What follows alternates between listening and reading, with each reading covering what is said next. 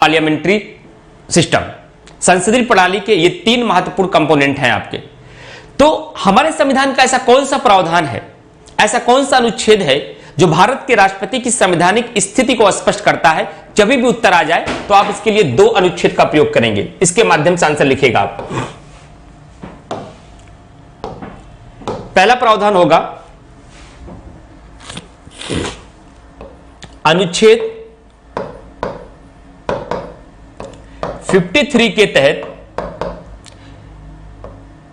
देश की कार्यपालिका शक्ति, देश की कार्यपालिका शक्ति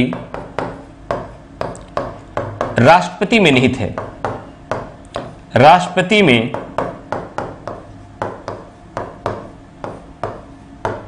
निहित है। और वही दूसरी अनुच्छेद 74 कहता है, अच्छा इसमें एक शब्द और जोड़ दीजिएगा, जब आप आर्टिकल 53 लिखिएगा तो वहां पूरा शब्द लिखिएगा। अनुच्छेद 53 के अनुसार देश की कार्यपालिका शक्ति राष्ट्रपति में निहित होती है, जिसका प्रयोग वह स्वयं से या अपने अधीनस्थ अधिकारियों के माध्यम से करता है, जिसका प्रयोग वह स्वयं से या अपने अधीनस्थ अधिकारियों के माध्यम से करता है। वही दूसरी ओर आर्टिकल 74 में इस बात को स्पष्ट किया गया है कि राष्ट्रपति को सलाह देने के लिए एक मंत्री परिषद होगी, राष्ट्रपति के को सलाह देने के लिए एक मंत्री परिषद होगी। लेकिन इसमें इस बात को हमारे मूल संविधान में स्पष्ट नहीं किया गया था, क्या भारत का, यह सवाल आपको खुद कर देना, उत्तर में सवाल कर देना है, लेकिन हमारे मूल संविधान के अंतर्गत इस बात को स्पष्ट नहीं किया गया था, क्या भारत का राष्ट्रपति मंत्रिपरिषद की सलाह को मानने के लिए बाध्य है। अतः आगे चल करके 42वें संविधान संशोधन के माध्यम से आर्टिकल 74 क्लॉज 1 में संशोधन करके यह स्पष्ट किया गया, भारत का राष्ट्रपति मंत्रिपरिषद की सलाह को मानने के लिए बाध्य है। लेकिन समय के साथ साथ मोरारजी देसाई की सरकार में 44वें संविधान संशोधन 1978 के माध्यम से इसमें फिर से परिवर्तन करके यह व्यवस्था कर दिया गया कि भारत का राष्ट्रपति एक बार मंत्रिपरिषद की सलाह को पुनर्विचार के लिए वापस भेज सकता है, लेकिन पुनः दी गई सलाह को अमानने के लिए बाध्य है। अतः वर्तमान स्थिति के अनुसार भारत का राष्ट्रपति मंत्रिपरिषद की सलाह को मानने के अनुसार कार्य तो करता है, लेकिन एक बार उसके द्वारा दी गई सलाह को वह पुनर्विचार के लिए वापस भेज सकता है और दोबारा उसकी सलाह को मानने के लिए बाध्य है। यही है संवैधानिक स्थिति, भारत के राष्ट्रपति की संवैधानिक स्थिति। इस संविधान में उसकी पावर यही है कि हमारे देश का वह नाम मात्र का प्रमुख है केवल, और उसकी वास्तविक शक्तियों का प्रयोग कौन करता है? उसकी वास्तविक शक्तियों का प्रयोग प्रधानमंत्री करता है अपने मंत्रिपरिषद की सहायता से।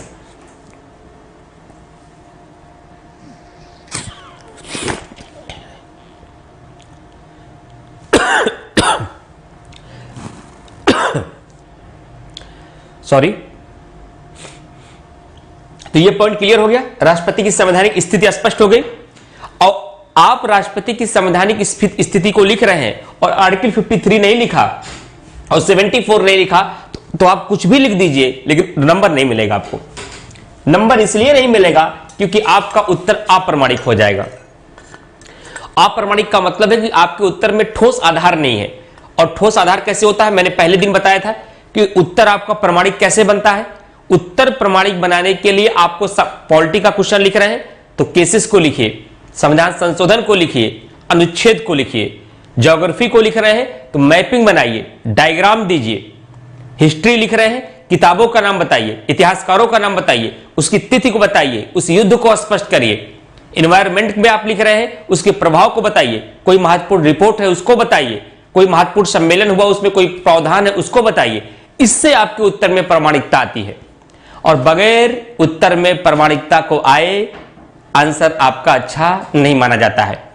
और एक बात मैं और बता देना चाहता हूं, बहुत सारे लोग क्लास में अभी नए आए होंगे जो हमारी पहली और दूसरी क्लास को नहीं किए होंगे, लेकिन अगर वाकई आपको मेंस की क्लास को करना है तो पहली हमारी पहली और दूसरी क्लास देख लीजिएगा। जब आप पहली और दूसरी क्लास देख लेंगे तब दिमाग में आपके ये चलने लगेगा कि एक आंसर में क्या क्या होना चाहिए। एक आंसर में क्या भाई, गेस्ट रूम में क्या क्या होना चाहिए।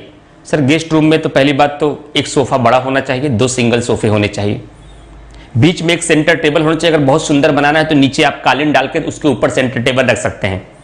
साथ ही साथ जहां गेस्ट बैठते हैं उसके जस्ट सामने एक एलईडी पैड होना चाहिए, जहां एलईडी टीवी लगी होनी चाहिए। डबल बेड की आवश्यकता नहीं, डबल बेड नहीं सर, गेस्ट रूम में एक दीवान होना चाहिए, बस दीवान ही काफी होता है और भी कोई नहीं। पोस्टर वोस्टर को चिपका देना चाहिए सलमान खान सभी ऐश्वर्या राय का, नहीं सर। एक अच्छे गेस्ट रूम की पहचान ये होती कुछ अच्छी सीनरियां लगी रहे, जो किसी प्रगति का, किसी चीज का प्रतीक रहे या किसी नेचर का प्रतीक रहे। 1-2 सीनरियां अच्छी सुंदर होनी चाहिए, तब गेस्ट रूम अच्छा माना जाता है। अगर आपको कोई ये बताए कि गेस्ट रूम में ये 5-6 चीजों का होना आवश्यक है, इससे आपके गेस्ट रूम का मूल्यांकन किया जाएगा तो अच्छा गेस्ट रूम आपका माना जाएगा। तो जब आप अपना मकान बनाओगे इस बात को ध्यान में रखोगे ना, तो सर ने बताया था एक सोफा होना चाहिए, 2 सिंगल सोफे होने चाहिए, सेंटर टेबल होनी चाहिए, सेंटर टीवी के नीचे कालीन बन जाए तो और शानदार बात है। कोई फालतू के पोस्टर या सीनरी और ऐसे गमले नहीं रख देने हैं, लेकिन हां कुछ अच्छे ब्रांडेड गमलों को या नेचर को कुछ सीनरियां लगा सकते हैं आप, जो किसी न किसी चीज को प्रतीक हो, जो मोटिवेट करे। और अनावश्यक कोई चीज नहीं होती। गेस्ट रूम में बेड नहीं रहना है, हम तो सोचे थे 2 तखत डाल देंगे गेस्ट रूम में, गलत है। सर ने बताया था कि छोटा दीवान काफी है, जिससे आपको गेस्ट रूम बनाने में सुविधा मिलेगी या नहीं, और आपको पता ही ना हो कि एक गेस्ट रूम वाकई होता, अच्छा गेस्ट रूम कैसे होता है, तो कैसे गेस्ट रूम बनाएंगे। बड़ा सा कमरा बना देंगे, 2-3 तखत डाल देंगे और उसी में खूब छोटी छोटी अलमारियां बनाकर खूब सजा देंगे, सब गुलदस्ते फूल लगा देंगे, कहे देखो कितना सुंदर बना दिया। आपकी नजर में वो सुंदर है, लेकिन एक जब कायदे का व्यक्ति आ गया कहेगा क्या एकदम बिल्कुल बच्चों जैसा हरकत कर दिया गेस्ट रूम में। तो आपको मैंने पहले दिन एक अच्छा उत्तर कैसे होता है उसके कंपोनेंट बताए हैं कि उत्तर का अनुपात सही होना चाहिए, उत्तर की परिधि एकदम क्लियर होनी चाहिए, उत्तर आपका प्रमाणिक होना चाहिए, भाषा शैली स्पष्ट होना चाहिए, तत्सम शब्दों का प्रयोग होना चाहिए, भूमिका जरूर लिखनी चाहिए। अगर आपका उत्तर बड़ा है, सुझाव दिया जा सकता है, तो लास्ट में निष्कर्ष का होना आवश्यक है। जरूरत पड़ जाए फ्लो चार्ट बनाइए, डायग्राम बनाइए, मैपिंग बनाइए, आर्टिकल लिखिए, रिपोर्टों से उत्तर आपका प्रमाणिक बनता है। ये पहले दिन मैंने आपको समझाया था। आंचल जी, तो आपका कमेंट तो मैंने बाद में बढ़ा कि सर आज ही बैच लिया है, मेरा मार्गदर्शन कीजिए। यही मार्गदर्शन है जो कर रहा है, यही मार्गदर्शन है। तो जो बाद में बैच लेते जाए, जो आपके साथी भी बैच लेते जाए, उसको यही सलाह दीजिएगा कि पहले दोनों क्लास कर लेना, तो सारा मार्गदर्शन वही मिल जाएगा आपको पहले 2 क्लास में कि कैसे मेंस की पूरी तैयारी करनी है।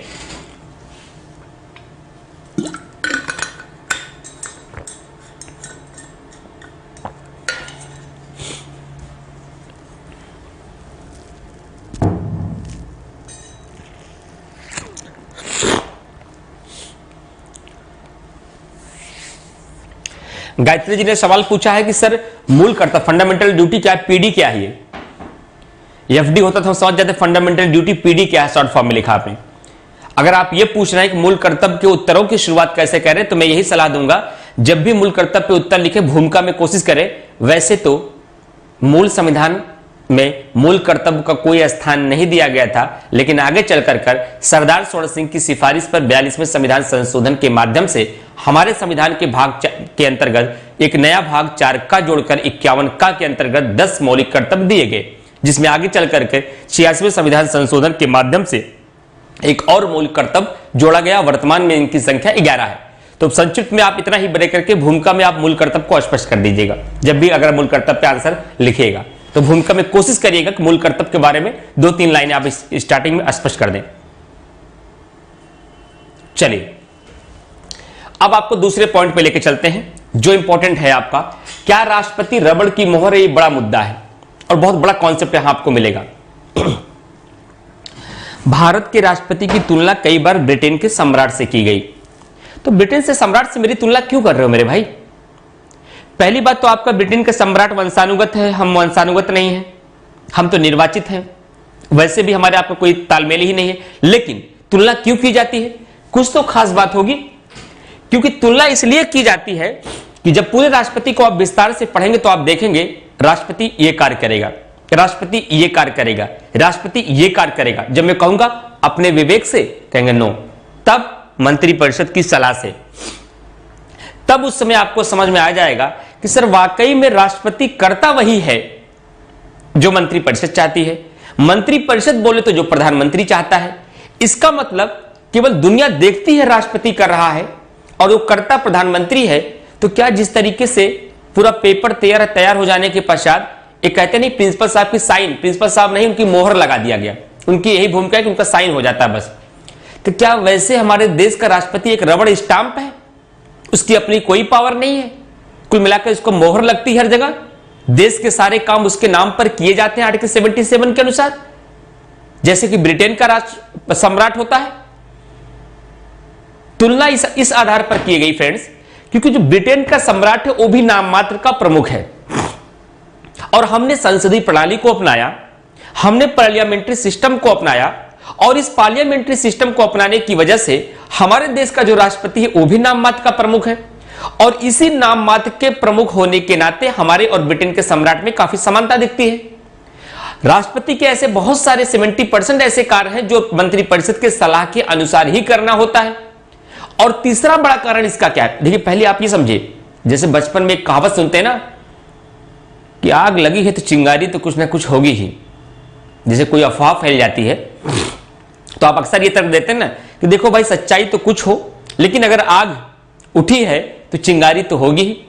तो ये जो आग उठी है रबड़ की मोहर वाली बात की, क्या भारत का राष्ट्रपति एक रबड़ स्टाम्प है, तो इसका मतलब है कुछ ना कुछ चिंगारियां तो थी, कुछ ना कुछ राष्ट्रपति की भूमिका इस प्रकार से थी कि वह स्टैंप की तरह कार्य करता था, तभी ये आरोप लगा। लेकिन आरोप ये कितना प्रासंगिक है इसके लिए हमें झांक कर बहुत गहराई से देखना होगा राष्ट्रपति को।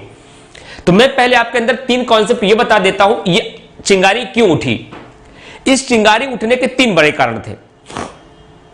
इस चिंगारी के उठने का 3 बड़ा कारण, पहला कारण कि ब्रिटेन का सम्राट भी नाम मात्र का प्रमुख होता है और भारत का राष्ट्रपति भी नाम मात्र का प्रमुख होता है, वास्तविक शक्तियां प्रधानमंत्री के पास होती हैं। पहला पॉइंट क्लियर, चिंगारी उठने का, यह आरोप लगने का। दूसरा कारण, अब यह कारण याद रखिए, यही लिखने में मसाला काम आएगा आपको। दूसरा बड़ा कारण यह था कि जिस प्रकार से भारत का ब्रिटेन का सम्राट मंत्रिपरिषद के सलाह के अनुसार ही सारा कार्य करता है प्रायः, वैसे ही भारत का राष्ट्रपति भी मंत्रिपरिषद की सलाह के अनुसार कार्य करता है। तीसरा कारण यह था कि हमारे संविधान के अंतर्गत भारत के राष्ट्रपति को कोई भी स्वविवेका अधिकार नहीं दिया गया है। There is no any discretionary power of the president in the constitution of India. भारत के राष्ट्रपति को हमारे संविधान में संवैधानिक रूप से कोई भी स्वविवेकाधिकार नहीं दिया, अपने दिमाग का प्रयोग करके कोई काम करे, संविधान में कहीं नहीं लिखा है ऐसा। इन 3 बड़े कारणों की वजह से पश्चिम के विधिवेत्ताओं ने, पूर्व वाले नहीं आएंगे, हमेशा पश्चिम के भी विधिवेत्ता रहेंगे, ये सारी कंट्रियां तो पश्चिम में ही, हम लोग वैसे ही काफी पूर्व में है, इधर जापान ही बचता, जापान कितना काम करेगा। तो पश्चिम के विधिवेत्ताओं ने यह आरोप लगाया कि भारत का राष्ट्रपति एक रबड़ स्टैंप है। अब इसका जवाब क्या लिखना है, आप क्या मानते हैं? पहले मैं आपसे पूछ लेता हूं, मैंने आपको इतने कारण गिना दिए कि ब्रिटेन का सम्राट भी नाम मात्र का प्रमुख है, भारत का राष्ट्रपति भी नाम मात्र का प्रमुख है। ब्रिटेन का सम्राट भी अपने सारे कार्य मंत्रिपरिषद की सलाह के अनुसार करता है और भारत का राष्ट्रपति भी अपना सारा कार्य मंत्रिपरिषद के सलाह के अनुसार कार्य करता है।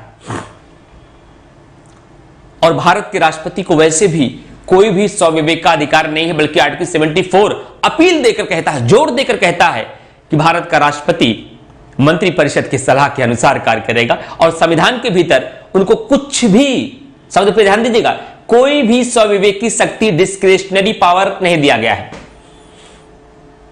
अब आप बताइए यह आरोप गलत लगाया कि सही लगाया?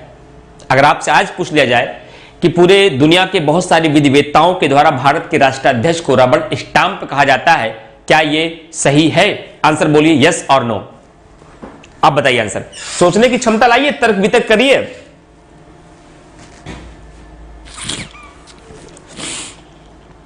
मनोज गौर, आप भी शायद न्यू स्टूडेंट है, जितने भी नए स्टूडेंट आते जा रहे हैं सबसे मेरी यही एडवाइस है, मेरा मार्गदर्शन यही है कि पहले क्लास से क्लास करते हुए आइए।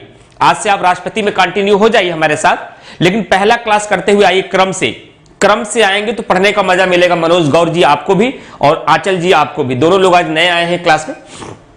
तो जितने भी नए लोग आते जाए, मैं डेली इस क्लास को एक बार अनाउंस कर दूंगा ताकि किसी को गलत फहमी ना हो जाए, और गलत तरीके से पढ़ा तो आप कहेंगे इमरान सर ने पढ़ाया और समझ में नहीं आया। और मैं नहीं चाहता हूं कोई एक भी बच्चा निराश होकर जाए आप पढ़ के जाए, चाहे यहां से दिल्ली तक कहीं भी पढ़ के आए हो या कहीं भी पढ़ने जाए, तो कम से कम इससे बेस्ट आपको कहीं ना मिले। ये मेरा पूरा प्रयास अंतिम समय तक रहेगा।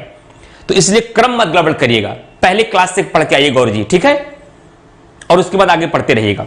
उत्तरा परमार जी ने कहा यस सर, भारत का राष्ट्रपति एक रबड़ स्टाम्प है। मनोज गौर जी ने कहा जी सर, पता नहीं इस प्रश्न के उत्तर पे कि मेरे एडवाइस पे कहा होगा, जहां तक मैं समझ पा रहा हूं। उमेश कुमार शर्मा ने कहा नहीं सर, ऐसा नहीं है। नीरज कुमार ए नो क्या लिखा भाई आपने? सुनीता ने कहा यस सर, भारत का राष्ट्रपति रबड़ स्टैंप है। विवेक श्रीवास्तव जी, आपका नाम मैं पहली बार देख रहा हूं श्रीवास्तव जी, बहुत ही शानदार। उन्होंने कहा सर रबर स्टैंप नहीं है। नहीं है तो हवे में आपकी बात सुनी जाएगी, हवे में आपका बात आयोग मानेगा। अगर नहीं है तो दो तर्क दीजिए। There are some discretionary power given to president in the constitution और by circumstances. I ask Ayush Pathak. Ayush Pathak ji ने कहा सर जो आपने प्रेसिडेंट की पावर बताया है वो भी इंक्लूड कर सकते हैं पॉकेट वीटो भी। पॉकेट वीटो उसके अलग में बताऊंगा पावर में। और किसका एक क्वेश्चन था? नवचेतन आर्या जी ने कहा there are some discretionary power given to president but I counter your line and I said there is no any discretionary power given by the president of India in the constitution of India. There is given to a power only a circumstances. भारत के राष्ट्रपति को संविधान के भीतर कोई भी स्वविवेकी अधिकार नहीं दिया गया, परिस्थिति जन्य अधिकार दिया गया है। सब पे ध्यान दीजिए, यही कॉन्सेप्ट गड़बड़ हो जाता है। और इसीलिए किताबें बहुत बार आपको लिख देती है ये भारत के राष्ट्रपति का स्वविवेकी अधिकार है, ये भारत के राष्ट्रपति का स्वविवेकी अधिकार है। संविधान में लिखा है? नहीं लिखा है। यह परिस्थिति जन्य अधिकार है, मतलब कि जब कुछ विषम परिस्थितियां आ जाएंगी तब वो ऐसा कार्य करता है। और यही परिस्थिति जन्य अधिकार ही भारत को, राष्ट्रपति को वीटो एक रबड़ स्टैंप से बचा लेती है। आपको उत्तर क्या लिखना है इसके अपोज में? इसका निष्कर्ष पहले बता देते हैं, तब तर्क बाद में बताते हैं आपको। इसका निष्कर्ष यही है, भारत का राष्ट्रपति रबड़ स्टैंप नहीं है।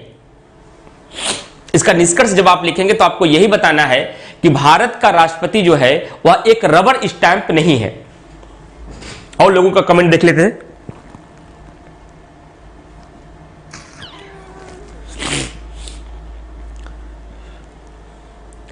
बिल्कुल सही कहा आप लोगों ने, सबके कमेंट को मैं देख रहा हूं।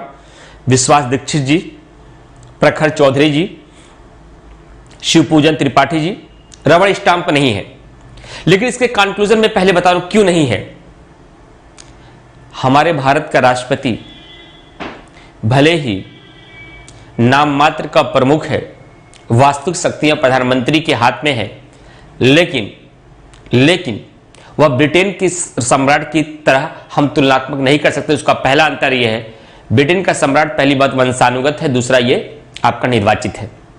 ये पहला फर्क है जो इसमें है। लेकिन तर्क नहीं है। तर्क आप ये देंगे कि भारत का राष्ट्रपति भले ही अनुच्छेद 74 के अनुसार मंत्रिपरिषद के सलाह के अनुसार काम करता है, लेकिन फिर भी भारत के राष्ट्रपति को कुछ परिस्थिति जन्य स्वविवेकी अधिकारी, इस शब्द को लिखिएगा जो शब्द मैं बता रहा हूं, ये उत्तर एकदम एग्जामिनर मस्त हो जाएगा पढ़ के जब आप इस शब्द का प्रयोग करेंगे। लेकिन फिर भी भारत के राष्ट्रपति के पास कुछ परिस्थिति जन्य स्वविवेकी अधिकार है। मैंने स्वविवेकी अधिकार से मना नहीं किया, लेकिन वह स्वविवेकी अधिकार संविधान में नहीं बल्कि परिस्थितियों के अनुसार दिया गया है। जैसे जब कभी भी लोकसभा के चुनाव के पश्चात किसी पार्टी को स्पष्ट बहुमत न प्राप्त हो तो भारत का राष्ट्रपति अपने स्वविवेक के अनुसार सबसे बड़ी पार्टी में से या गठबंधन वाली सबसे बड़ी पार्टी में से या संसद के किसी सदस्य के बाहर के भी व्यक्ति को प्रधानमंत्री नियुक्त कर सकता है। और शर्त यह है कि उसे 1 माह के भीतर अपनी बहुमत साबित करना पड़ता है। वहीं दूसरी ओर दोनों सदनों के द्वारा पारित कोई विधेयक जब भारत के राष्ट्रपति के पास जाता है तो अपने स्वविवेकानुसार उसको पुनर्विचार के लिए वापस भेज सकता है। वहीं अनुच्छेद 78 के तहत और 86 के तहत वह संसद को सूचना भेज करके कोई प्रशासनिक और विधायी शक्तियों को अपने पास मंगा सकता है, उसकी जानकारी मांग सकता है। इतना ही नहीं,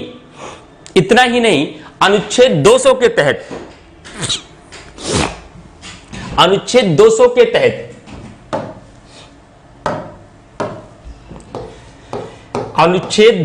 तहत जब कभी भी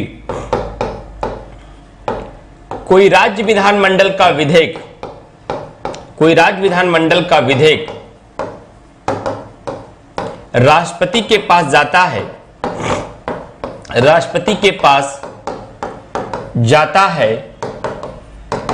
तो वह अनुच्छेद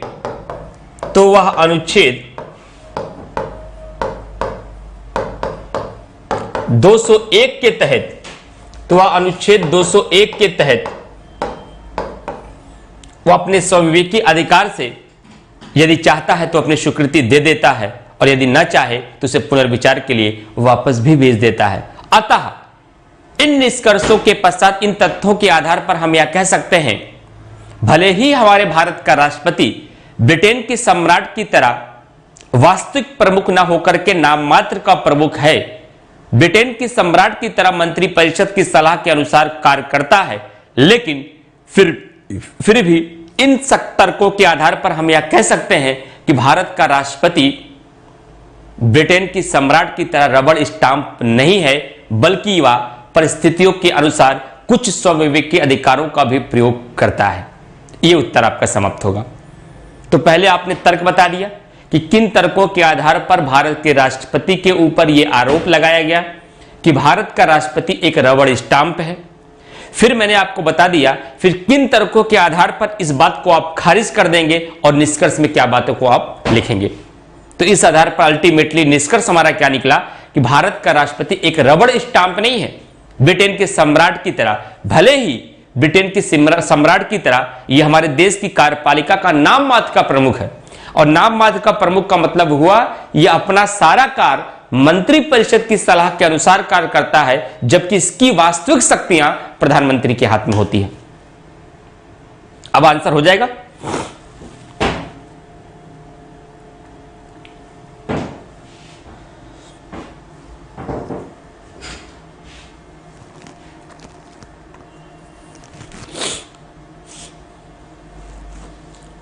विश्वास दीक्षित,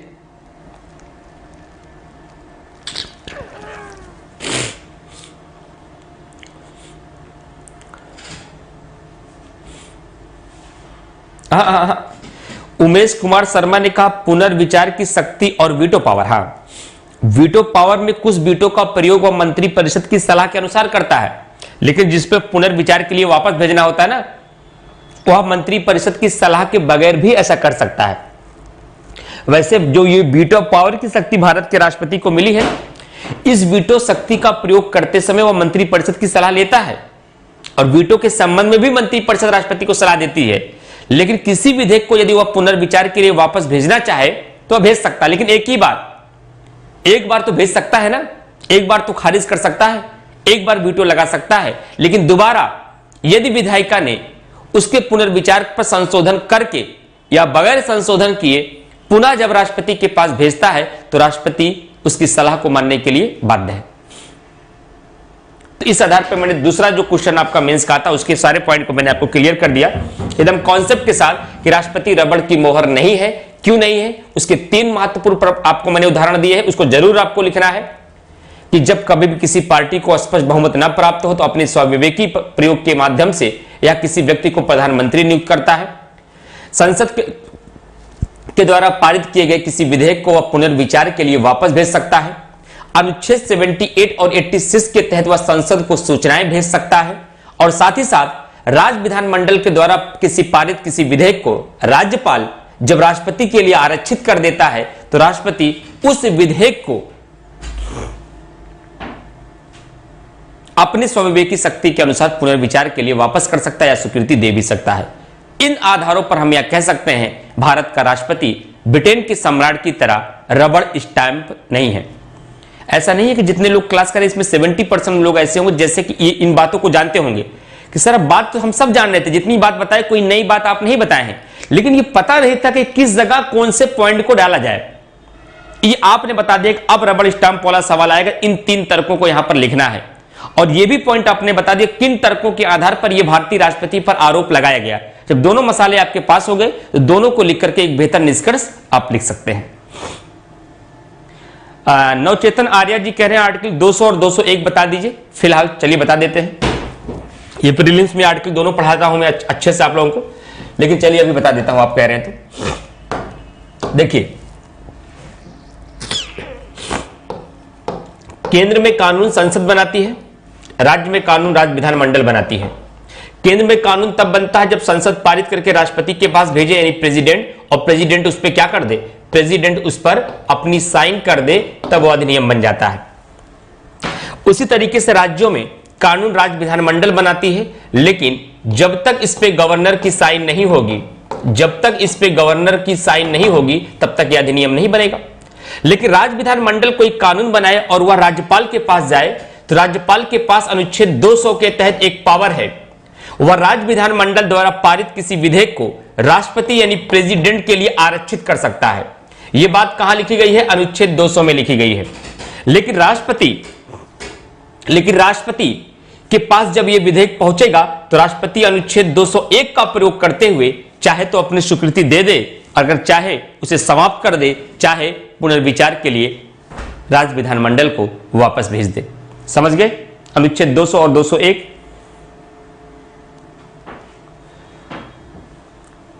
देखिए, हाँ, यहां कॉन्सेप्ट वीक है। प्रवीण कुमार तिवारी ने बहुत अच्छा सवाल किया। मनोज गौर जी ने कहा कि sir how many topic discuss please mention. मैंने प्रस्तावना पढ़ा दिया है, मूल अधिकार पढ़ा दिया है, निदेशक तत्व पढ़ा दिया और मौलिक कर्तव्य पढ़ा दिया है। और ये संविधान की जान इसे पढ़िएगा, और इसलिए परेशान मत होइएगा, अरे सर हम तो लाइव नहीं पढ़ पाए। चाहे हमसे लाइव पढ़िए चाहे बाद में पढ़िए, मजा वैसे ही आएगा, समझ में भी वैसे आएगा, और उतना ही आपका प्रभाव पड़ेगा, कोई बहुत फर्क नहीं पड़ेगा आपका। आप पढ़ के आइए आराम से। मनोज गौर जी, प्रवीण कुमार तिवारी जी ने एक सवाल किया है, मैं सवाल को लेता हूं क्योंकि इन्होंने कुछ पढ़ा है तभी ऐसा सवाल किया है। अगर कोई व्यक्ति कुछ पढ़ा ना होता तो ये सवाल आता ही नहीं। सवाल ठीक है लेकिन और गहराई से आपको जानना चाहिए तब ये सवाल नहीं आता आपका। मैं बताता हूं सवाल क्या है उनका।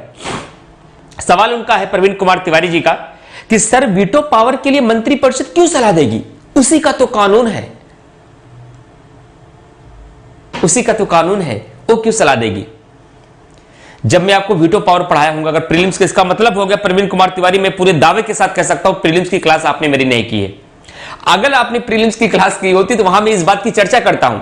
जब मैंने वीटो पावर पढ़ाता हूं अपने स्टूडेंट को तो यह बात हमेशा बताता हूं वीटो पावर क्यों आया। वीटो पावर आने के 2 कारण हैं।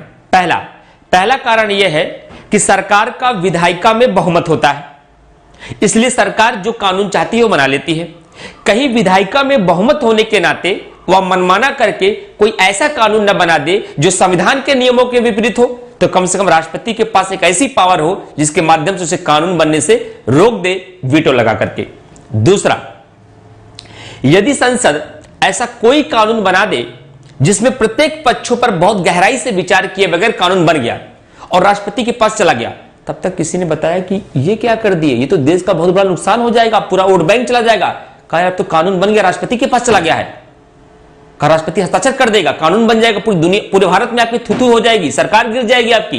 कहा रुको रुको रुको रुको, तुरंत माननीय राष्ट्रपति जी आपके पास कोई बिल आया, हाँ हाँ आया है, हस्ताक्षर करने ही जा रहे थे, रुक जाइए रुक जाइए रुक जाइए, उस पर वीटो लगा दीजिए। कहे क्या हुआ, कहे कुछ नहीं, वीटो लगा दीजिए, और वीटो लगा देती है और वो फिर से निरस्त हो जाता है और वो विधायिका के पास आता है और विधायिका भी उसे समाप्त कर देती है। लेकिन अगर ये व्यवस्था हमारे संविधान में नहीं होती तो संसद के द्वारा किया गया कोई भी गलती को सुधारने का कोई मौका नहीं होता।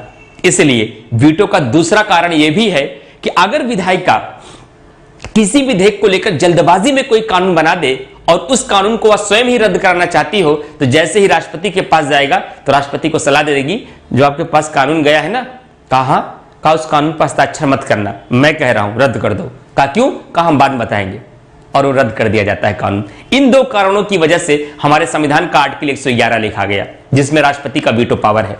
प्रवीण कुमार शर्मा जी समझ में आ गया आपको? प्रवीण कुमार तिवारी जी कमेंट करके जल्दी से बताइए, फिर मैं आगे बढ़ूंगा।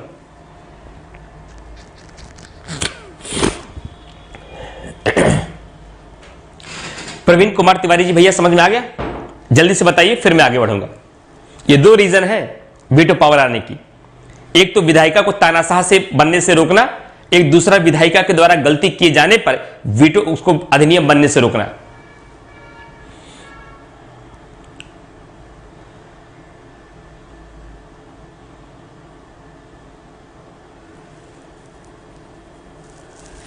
जल्दी बताइए प्रवीण कुमार। ठीक, क्लियर सब कुछ? डाउट कुछ भी मत रखिएगा, जहां मन हो, जिसका मन हो तुरंत पूछिएगा, लेकिन अनावश्यक क्वेश्चन नहीं, जो आपके सिलेबस का मतलब ना हो। यूं ही सवाल ही पूछते रहिए, समय आया हो, ऐसा नहीं। दमदार सवाल रहेंगे, सवाल अच्छे रहेंगे, सवाल तार्किक रहेंगे, बगैर एक एक डाउट क्लियर करे मैं आगे नहीं बढ़ूंगा। इसके लिए बिल्कुल परेशान मत होइएगा आप लोग, ठीक है? नवचेतन आर्या, काउंटर चेक।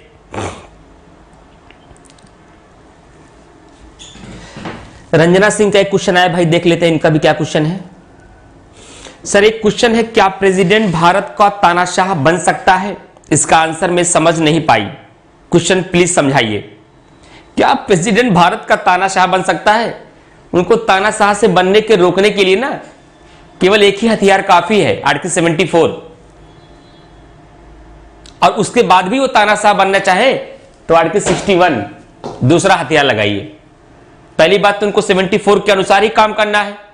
अगर मान लो ना मरे तो तानाशाह बन जाए, क्योंकि अंतिम साइन इसको करना है। वो कह रहे साइन नहीं करना है, साइन नहीं करना है, कर दिए। कहा क्या कर रहे हैं? कहा हमको तो हमने सुना करना है, और तानाशाह बन जाए तब क्या होगा?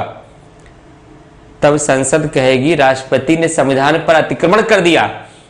कहा क्या हुआ, कुछ भाले से संविधान पर मार दिया क्या? कहा नहीं, भाले से नहीं मारा है, मंत्रिपरिषद की सलाह के बगैर काम कर रहा है। मंत्रिपरिषद कह रही है ए, कह रहे हैं बी। कहो ये तो राष्ट्रपति तानाशाह बन जाएगा। कहा तब? कहा प्रस्ताव लाओ। कहा कौन सा? कहा महाभियोग, और महाभियोग के माध्यम से हटा दिया जाएगा। अतः हमारे संविधान के भीतर अनुच्छेद 61 के तहत महाभियोग की प्रक्रिया का प्रावधान है। अतः भारत का राष्ट्रपति तानाशाह नहीं बन सकता। समझ गए?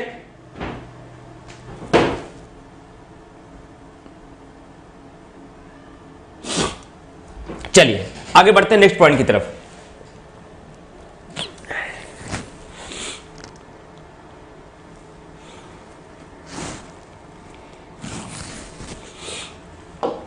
अगला पॉइंट है राष्ट्रपति के निर्वाचन और निर्वाचन विधि। यह सीधा सवाल आ सकता है, यह सवाल प्रीलिम्स में भी आप पढ़ चुके हैं। यहां बहुत कॉन्सेप्ट नहीं, यहां फैक्ट ही है, कॉन्सेप्ट थोड़ा बहुत है।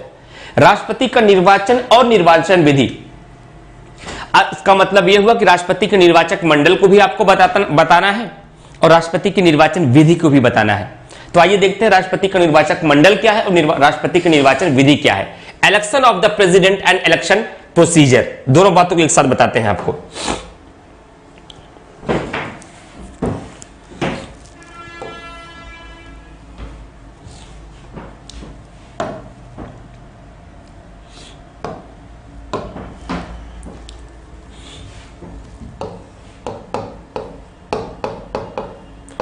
राष्ट्रपति की या राष्ट्रपति का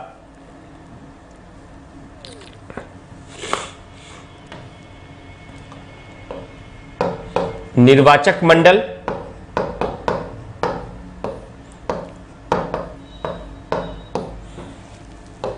अब जो नोट्स आपको मिला है ना, राष्ट्रपति पढ़िए अच्छे से। राष्ट्रपति, प्रधानमंत्री, मंत्रिपरिषद और महान्यायवादी, उसका रीड करिए। पढ़ के आएंगे तो क्लास में मजा आएगा आपको। जो वहां नहीं समझ पाएंगे, यहां मैं आपको कॉन्सेप्ट के साथ समझाऊंगा। जो नोट्स आपको पीडीएफ के रूप में मिला है उसका अध्ययन करिए आप लोग वहां पर।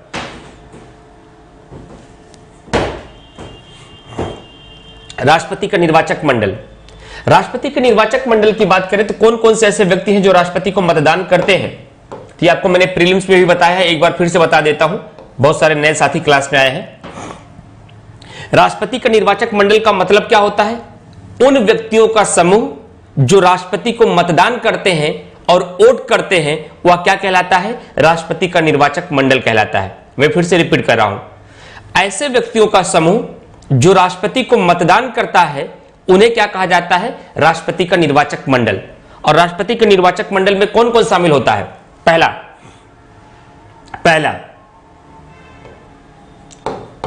संसद के सभी निर्वाचित सदस्य। आप लोग प्रीलिम्स में भी पढ़े हैं ये पॉइंट। निर्वाचित सदस्य। दूसरा, राज्य विधानसभाओं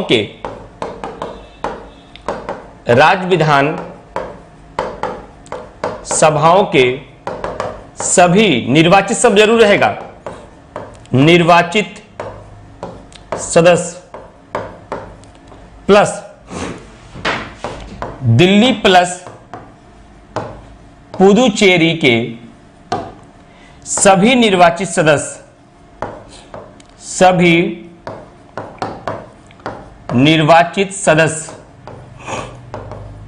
साथ ही साथ यदि किसी राज्य का मुख्यमंत्री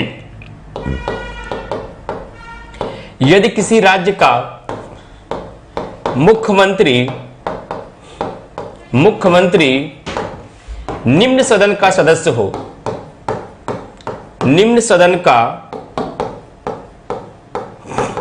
सदस्य हो, तो वो भी। ये बात मैं क्यों बता रहा हूं, अगर प्रीलिम्स होता तो एक एक बारीकियों को बताता, कौन शामिल है कौन नहीं शामिल है, वहां प्रीलिम्स में।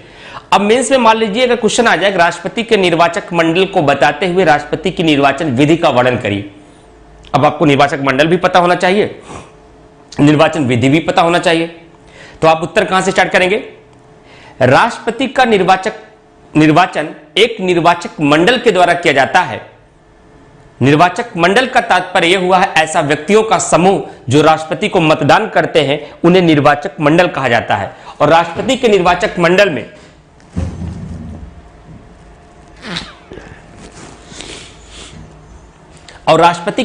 मंडल में संसद के सभी निर्वाचित सदस्य, राज्य विधानसभाओं के सभी निर्वाचित सदस्य, दिल्ली प्लस पुदुचेरी के सभी निर्वाचित सदस्य, और साथ ही साथ यदि किसी राज्य का मुख्यमंत्री निम्न सदन अर्थात विधानसभा का सदस्य है तो वह राष्ट्रपति के निर्वाचक मंडल में शामिल होता है और इसी निर्वाचक मंडल के माध्यम से राष्ट्रपति का चुनाव कराया जाता है।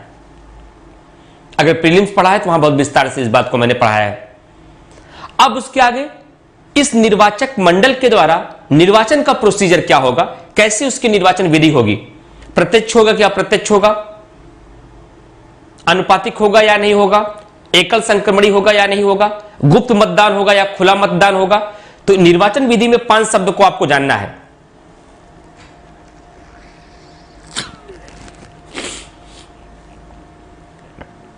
नहीं, अनुच्छेद 244, विवेक श्रीवास्तव, अनुच्छेद 244 के तहत ये पावर है उनके पास, ये स्विवेकी नहीं है।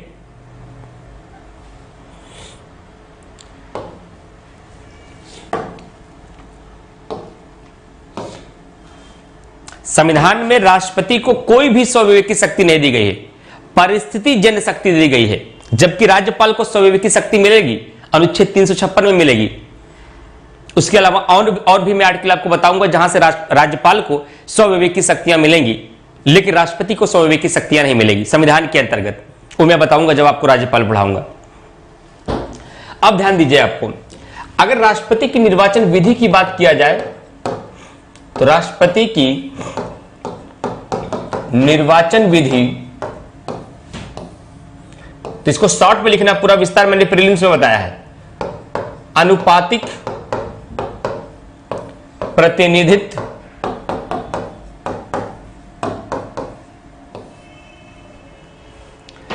एकल संक्रमणी,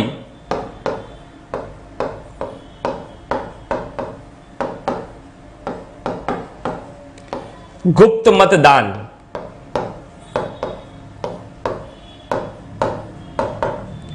और अप्रत्यक्ष निर्वाचन के माध्यम से होता है। अप्रत्यक्ष निर्वाचन के माध्यम से होता है। ऐसे स्थान पे आप इंग्लिश शब्दों का प्रयोग कर सकते हैं। जब अनुपातिक प्रतिनिधित्व लिखिएगा तब वहां पर प्रोपोर्शनल रिप्रेजेंटेशन शब्द को आप लिख सकते हैं ब्रैकेट में, प्रोपोर्शनल रिप्रेजेंटेशन।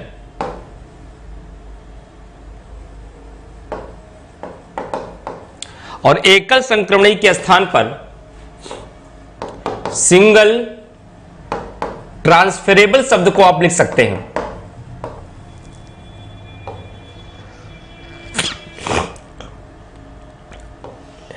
अप्रत्यक्ष इनडायरेक्ट इलेक्शन,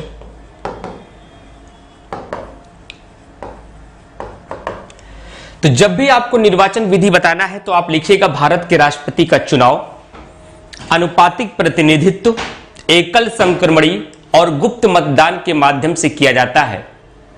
भारत का राष्ट्रपति का चुनाव अनुपातिक प्रतिनिधित्व के माध्यम से इसलिए, क्योंकि अब विस्तार में लिखना है, प्रीलिम्स में केवल बताना होता है कि किस प्रकार से चुनाव होता है।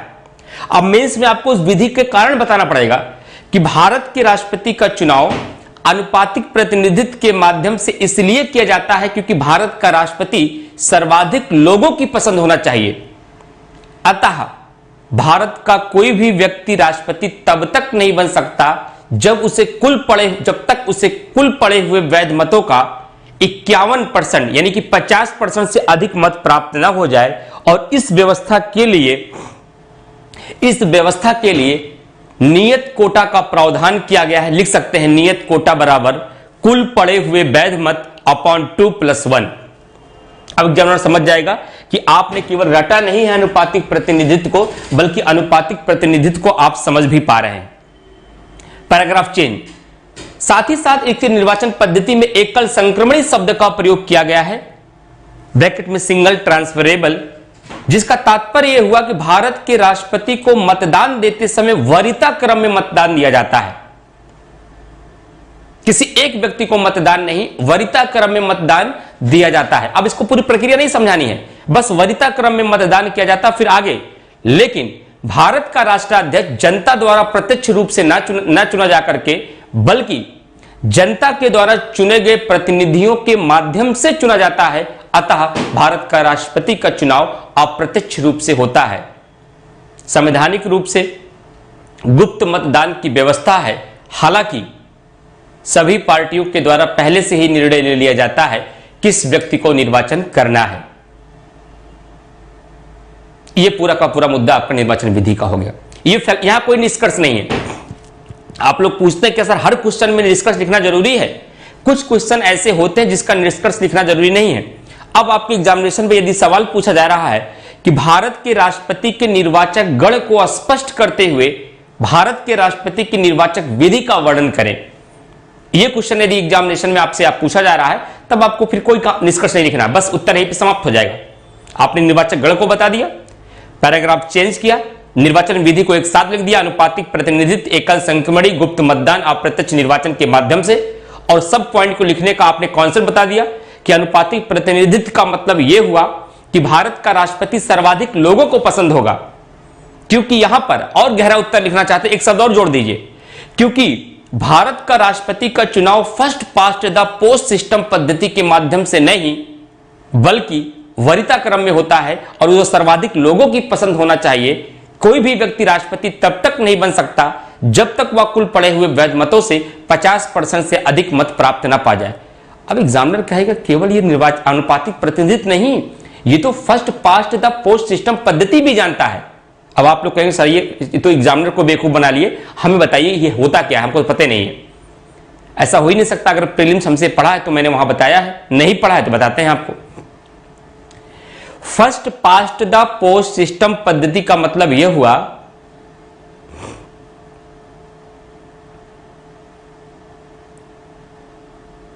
कि जितने भी उम्मीदवार चुनाव में खड़े होंगे, उन उम्मीदवारों में से जो सबसे ज्यादा वोट पाएगा वह विजयी घोषित कर दिया जाएगा। डजेंट मैटर कितना परसेंट उसको वोट मिला। एग्जाम्पल, जैसे मान लीजिए कि 5 प्रत्याशी चुनाव में खड़े हुए, एक को वोट मिला 18, एक को मिला 19, एक को मिला 17, एक को मिला 16, एक को मिला 15। कौन जीतेगा? सर 19 वाला जीत जाएगा क्योंकि सबसे ज्यादा वोट उसी को मिला है। कितना परसेंट वोट पाया? 100 का 19%, सर 19% होगा। 19% पाया है, क्या इस आधार पे वह विजेता घोषित नहीं किया जाएगा? विजयी माना जाएगा। डजेंट मैटर कि उसको कितना परसेंट वोट मिला है। लेकिन राष्ट्रपति के चुनाव में ऐसा नहीं होगा। जब कुल पड़े हुए उम्मीदवारों में से सर्वाधिक मतों को पाने वाले उम्मीदवार को विजेता घोषित कर दिया जाता है, तो इस पद्धति को first past the post system पद्धति कहा जाता है। इसका प्रयोग लोकसभा में, इसका प्रयोग विधानसभा में, इस स्थानों पर या ग्राम प्रधान में ऐसा किया जाता है। लेकिन राष्ट्रपति का चुनाव ऐसे नहीं होता है। राष्ट्रपति कोई व्यक्ति तब ही बनेगा जब वह सर्वाधिक लोगों की पसंद होगा। लेकिन यहीं पर मैं एक बात और समझाना चाहूंगा। एक क्वेश्चन डायरेक्ट बन सकता है इसी के अंदर से, एक क्वेश्चन मेंस का राष्ट्रपति पे इसी के अंदर से सवाल बन सकता है। हो सकता है आपके एग्जामिनेशन में एक सवाल बन जाए, मैं आपको तैयार कर दे रहा हूं, इसलिए मैं बता रहा हूं मेंस की क्लास पे लेक्चर पे खूब फोकस करिए। बाकी मैटर है, मैटर आप पढ़िए, लेकिन जितना आप लेक्चर समझेंगे, कॉन्सेप्ट समझेंगे, उतना लिखना आपके लिए आसान होगा। बाकी मैं आंसर राइटिंग दिखाऊंगा, कराऊंगा और बताऊंगा भी।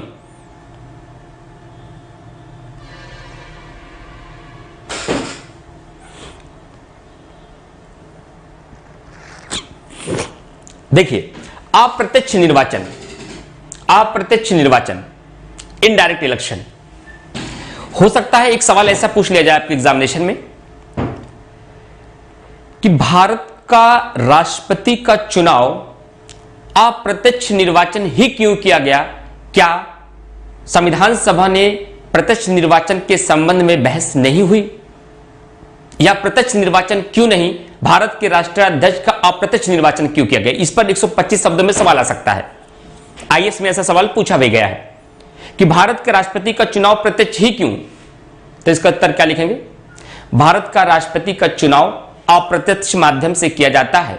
वैसे जब भारत के राष्ट्रपति के चुनाव के संबंध में चर्चाएं हमारे संविधान सभा में हुई, तो संविधान सभा के बहुत सारे सदस्यों का ऐसा मानना था कि भारत के राष्ट्रपति का चुनाव प्रत्यक्ष किया जाए या अप्रत्यक्ष, और बहुत सारे लोगों ने कहा कि इनका चुनाव प्रत्यक्ष रूप से किया जाए।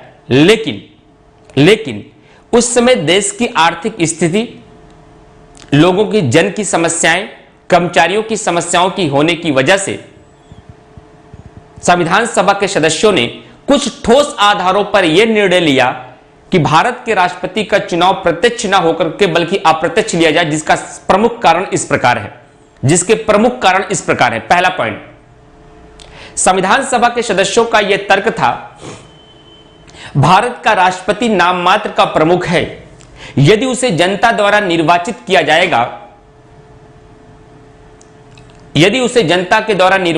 जाएगा, तो वह अपने आप को वास्तविक प्रमुख समझने लगेगा और वह मंत्रिपरिषद की अधीनता, ये कॉन्सेप्ट है, ये एकदम मेन कोर है।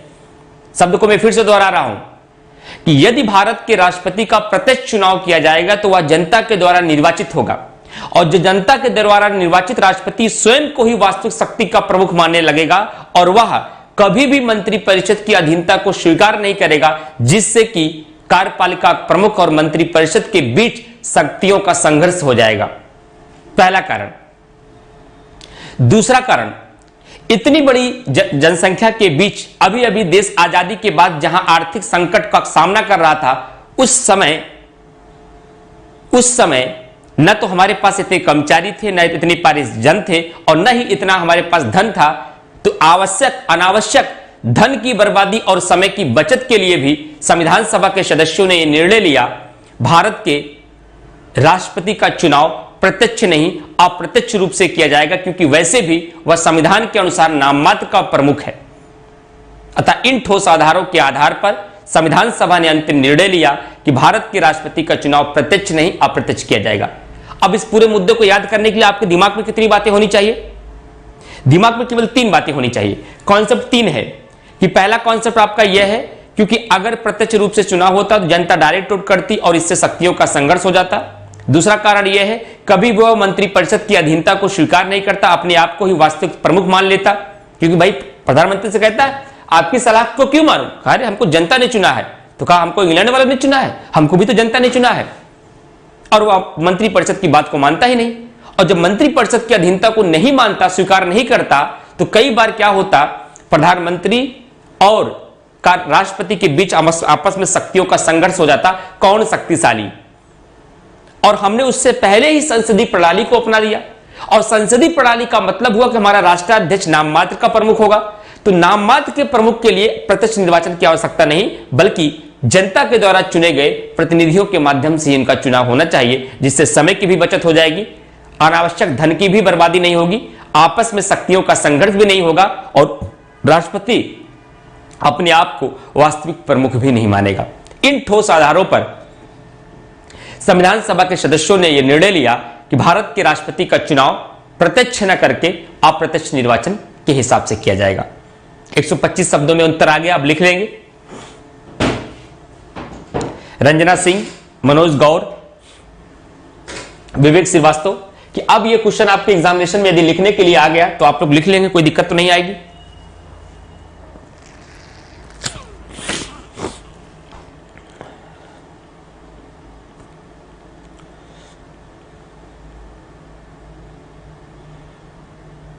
हाँ, एक्चुअली होता क्या है ना, इंसान की बॉडी और इंसान का माइंड इंसान को बहुत डाइवर्ट करता है। एग्जाम्पल आपके ऊपर नहीं दे रहा हूं, एग्जाम्पल अपने आप को दे रहा हूं। इस माइंड बॉडी को जैसा आप कहोगे वैसा ये करेगी। रियली में आज मैं क्लास लेने के मूड में था ही नहीं बिल्कुल, because today is totally unfit. आज कुछ कोल्ड भी है क्योंकि न्यू ईयर पे थोड़ा सा कुछ बाहर जाना हुआ, जिसकी वजह से हो सकता कुछ समझ सकता कुछ प्रॉब्लम हुई, और कोल्ड भी है, फीवर भी काम भर का है 100 टेम्परेचर के ऊपर। तो मैंने सोचा वैसे भी सैटरडे की क्लास आपकी बंद थी न्यू ईयर पे, संडे आपका ऑफ रहता है और 2 दिन का रिदम ऑलरेडी आपका टूट चुका है और बहुत सारे नए साथियों ने स्टूडेंट लिया, उनको भी पढ़ने की उत्सुकता लगातार बनी होगी। और अगर हमने अपने आप को थोड़ा सा भी ये एक्सक्यूज दिया कि तबीयत ठीक नहीं है, मैसेज डाल देते हैं आज क्लास नहीं होगी, तो क्लास नहीं हो पाएगी। तो क्लास कल हो जाती लेकिन आपका बड़ा नुकसान हो जाता, आपका एक रिदम टूट जाता, आपकी एक रेगुलरिटी टूट जाती। तो अपने आप को मैंने ये बताया ही नहीं कि आपको फीवर है, और मैंने आपको अपने आप को यह भी यकीन दिलाने का प्रयास नहीं किया कि आपको कोल्ड है, इतना कोल्ड है कि मुश्किल हो जाएगा पढ़ाना।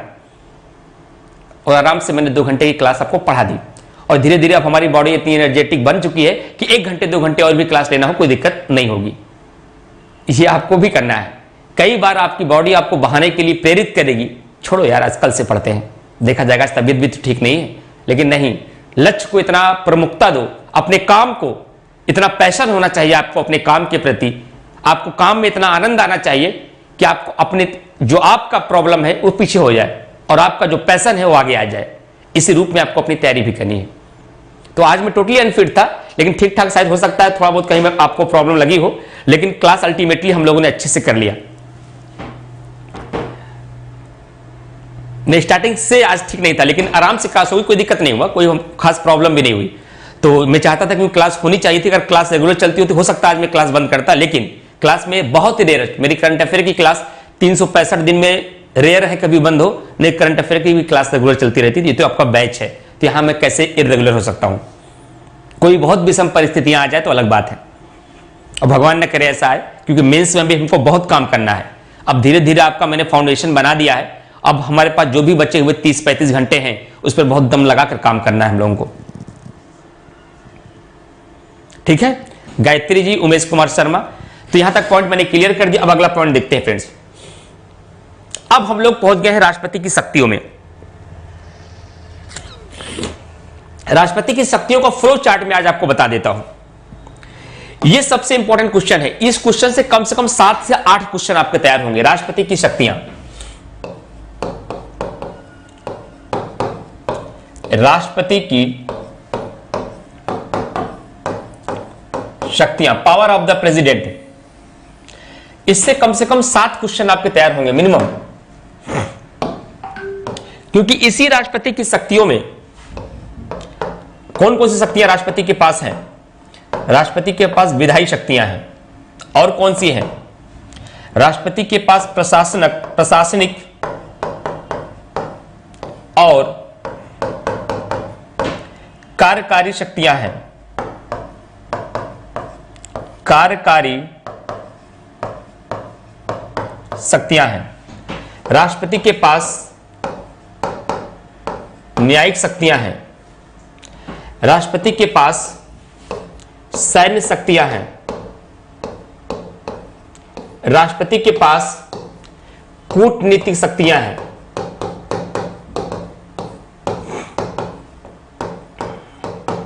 राष्ट्रपति के पास आपातकालीन शक्तियां हैं।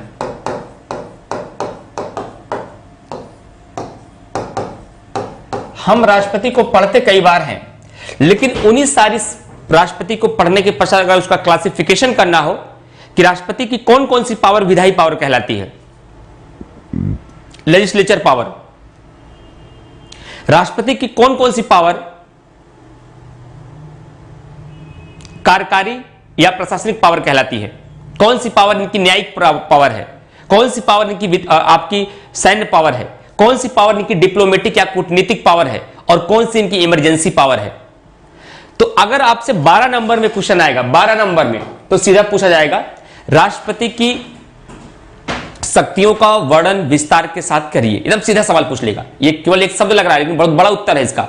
राष्ट्रपति की शक्तियां लिखने की आ जाए तो ऐसे ही राष्ट्रपति को संवैधानिक स्थिति स्पष्ट करिए। अनुच्छेद 52 के तहत भारत का राष्ट्रपति होगा। अनुच्छेद 53 के तहत कार्यपालिका शक्ति राष्ट्रपति में निहित होगी जिसका प्रयोग वह स्वयं या अपने अधीनस्थ अधिकारियों के माध्यम से करता है। राष्ट्रपति हमारे देश का प्रथम नागरिक, राज्य का प्रमुख और राष्ट्र का राष्ट्र अध्यक्ष होता है। लेकिन हमारे संविधान के भीतर राष्ट्रपति की शक्तियों को निम्नलिखित प्रकार से वर्गीकृत किया गया है जैसा कि अग्रवर्णित है। अब आप ऐसे फ्लो चार्ट बना सकते हैं। फ्लो चार्ट को चारों तरफ से आप ऐसे बांट सकते हैं या सीधा फ्लो चार्ट बना सकते हैं जैसे मैं क्लास में कई बार बनाता हूं। और उसके बाद सारी शक्तियों को आप लिख दीजिए। फिर एक एक को हेडिंग बनाकर फटाफट लिखते जाइए। कूटनीतिक में क्या क्या है, आपातकालीन में क्या है, सैन्य में क्या है, विधायी में क्या है, प्रशासनिक में क्या है, न्यायिक में क्या है। 250 या 220 शब्दों में उत्तर पूरा हो जाएगा और नंबर भी पूरा आपको मिलेगा। लेकिन इन्हीं प्रत्येक हेडिंग से एक अलग अलग सवाल बन सकता है। कौन कौन से सवाल बन सकते हैं उसका मैं डिस्कस कर रहा हूं। जैसे पहला सवाल बन सकता है कि राष्ट्रपति की विधायी शक्तियों का वर्णन करें, राष्ट्रपति की आपातकालीन शक्तियों का वर्णन पे, राष्ट्रपति की प्रशासनिक और कार्यकारी शक्तियों में। ये 3 पे अलग अलग भी बन सकता है क्योंकि ये छोटे पॉइंट है, यहां से नहीं बनेगा। लेकिन राष्ट्रपति की विधायी शक्तियां,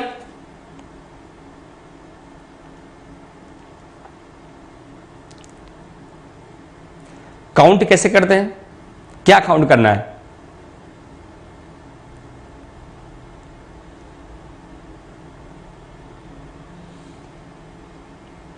दूसरा आपका प्रशासनिक शक्तियां, तीसरा आपकी आपातकालीन शक्तियां। ये 3 आपकी बड़ी शक्तियां हैं जो अलग अलग सवाल बन सकता है। तो एक सवाल कंप्लीट बन सकता है, दूसरा सवाल आपातकाल से बन सकता है, तीसरा सवाल विधायी से बन सकता है, चौथा सवाल आपका प्रशासनिक से बन सकता है। और इसी विधायी को जब आप पढ़ेंगे तो यहां पर आप अध्यादेश पढ़ेंगे। सब पे ध्यान दीजिए, मैं कैसे इसको पूरा कंपाइल कर रहा हूं, समराइज कर रहा हूं, जरा ध्यान से समझिएगा ताकि कल के क्लास में आपको कोई दिक्कत ना आए। कल का क्लास बहुत इंपॉर्टेंट होने वाला है आपका कार्यपालिका का। विधायी के अंतर्गत मैं आपको अध्यादेश की शक्तियां बताऊंगा। इसी विधायी के अंतर्गत मैं संयुक्त अधिवेशन की शक्तियां बताऊंगा। इसी आपातकाल के अंतर्गत मैं राष्ट्रीय आपात बताऊंगा। इसी आपातकाल में मैं राष्ट्रपति शासन बताऊंगा। इसी न्यायिक में मैं आपको क्षमादान बताऊंगा। शब्द पे ध्यान दीजिएगा।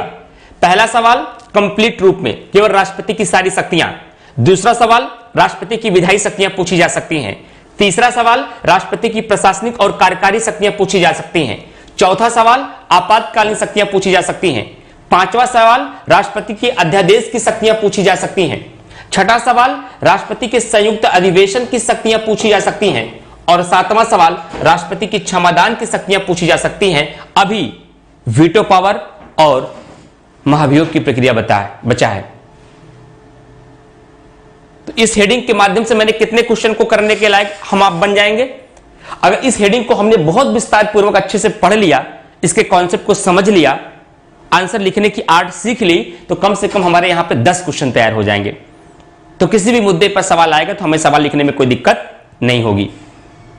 तो कुल मिलाकर समझ गए कि कल की क्लास में क्या होने वाला है। कल की क्लास में पूरा विस्तार पूर्वक इन्हीं मुद्दों पे चर्चा होगी। अगर इसे हम लोग पढ़ पाए तो बड़ी अचीवमेंट होगी। अगर ये कंप्लीट कर लिए सारी बातें तो बड़ी उपलब्धि होगी हम लोगों के लिए।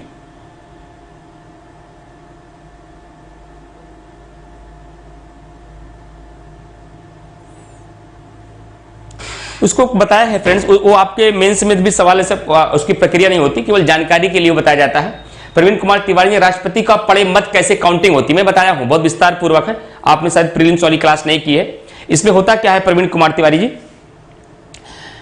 आपको जैसे राष्ट्रपति को मतदान दिया गया, वरीयता क्रम में मतदान देंगे। जो फर्स्ट प्रायोरिटी वाले वोट होंगे उसकी गणना की जाएगी। अगर कोई व्यक्ति नियत कोटा प्राप्त कर लिया तो एक ही बार में राष्ट्रपति बन जाएगा। अगर किसी व्यक्ति ने नियत कोटा नहीं प्राप्त किया है, जो सबसे कम वाला मतदान जिसको मिला है, जिसको सबसे कम मतदान वोट मिला है, उसको मतगणना से बाहर कर दिया जाएगा। और उसके प्रथम वरीयता क्रम के वोटों को निकाल करके शेष बचे हुए उम्मीदवारों में उसको बराबर बराबर के भागों में डिस्ट्रीब्यूट कर दिया जाएगा, यानी कि बांट दिया जाएगा। उसके बाद फिर से मतगणना कराई जाएगी और यह प्रक्रिया तब तक चलती रहेगी जब तक किसी उम्मीदवार को नियत कोटा न प्राप्त हो जाए। समझ गए प्रवीण भैया? अब क्लियर हो गया? तो इस प्रकार से फ्रेंड्स आज की क्लास में बस इतना ही। कल विस्तार पूर्वक हम लोग पूरे राष्ट्रपति की शक्तियों को विस्तार पूर्वक देखेंगे और ये कल का क्लास हमारा कंप्लीट हो गया तो समझिए राष्ट्रपति हमारा समाप्त हो जाएगा। कोशिश की जाएगी, इसे मुश्किल है, अगर हम लोगों ने इतना पूरा कर लिया तो बहुत बड़ी बात होगी। बाकी आप लोग आंसर राइटिंग करिए। फाइनेंशियल पावर को मैंने जानबूझकर नहीं लिखा है। मनोज कुमार ने, गौर जी ने कहा सर फाइनेंशियल पावर, क्योंकि फाइनेंशियल पावर पे डायरेक्ट सवाल नहीं आएगा मींस में, क्योंकि बड़ा छोटा सा मुद्दा है, आज तक भारत में एक बार भी लगा नहीं है। ये जानना बड़ा जरूरी है ना कि अनावश्यक चीजों पे हम लोग काम नहीं करेंगे। राष्ट्रपति शासन पे पूरा का पूरा सवाल बनेगा, आपातकाल पे पूरा का पूरा सवाल बनेगा। अगर केवल राष्ट्रपति की आपातकालीन शक्तियां पूछी जाए तब आपको वित्तीय आपात को भी अलग से लिखना पड़ेगा, लेकिन वित्तीय आपात पे अलग से सवाल डायरेक्ट नहीं आएगा फाइनेंशियल इमरजेंसी में।